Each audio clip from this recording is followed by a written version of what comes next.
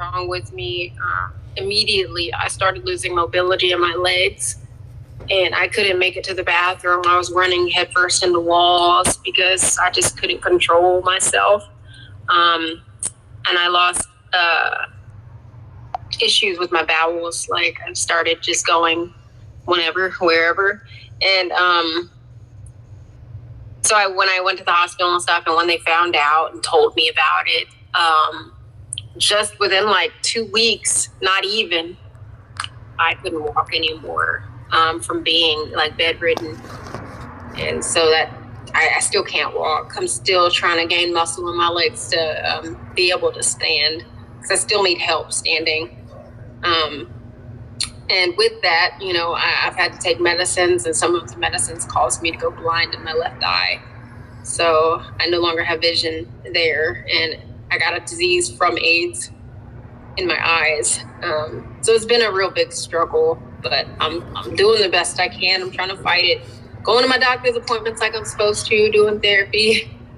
But it has changed my life a lot, and my mom's. Most importantly, get checked. Get checked. Even if you think you don't have it, you might have it. Like, I wasn't very knowledgeable in my health, and I was just running free, running with the wind, and I never felt sick. That was one of the big things. Everyone's like, you didn't feel any symptoms? You never went to the doctor? I'm like, no.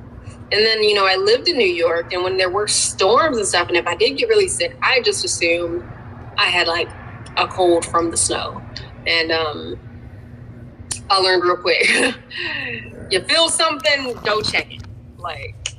Well, when I had to reach out to my exes, they didn't even tell me that I needed to, but I just felt it was necessary. And I don't have that many exes, believe it or not. So it wasn't very hard for me to let them know.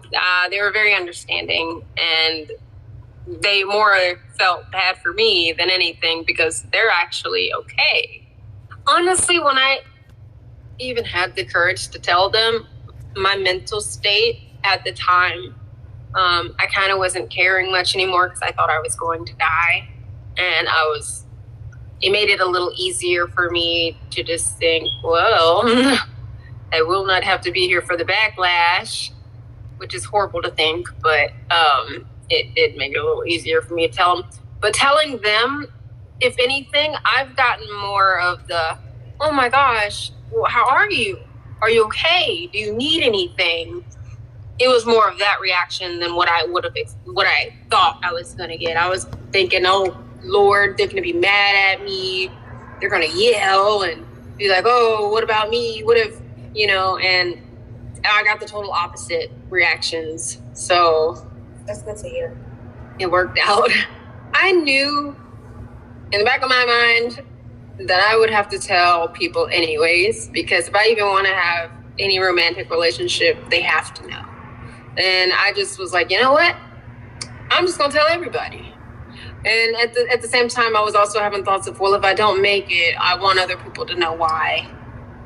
Like, this still happens, It's not just something that was in the 80s. It's still a thing. And here I was running around thinking I was fine and dandy. I did get tested, believe it or not, but I didn't know that I needed to specifically ask for HIV or AIDS tests. I thought an STD check was checking for all of that, but I was very wrong.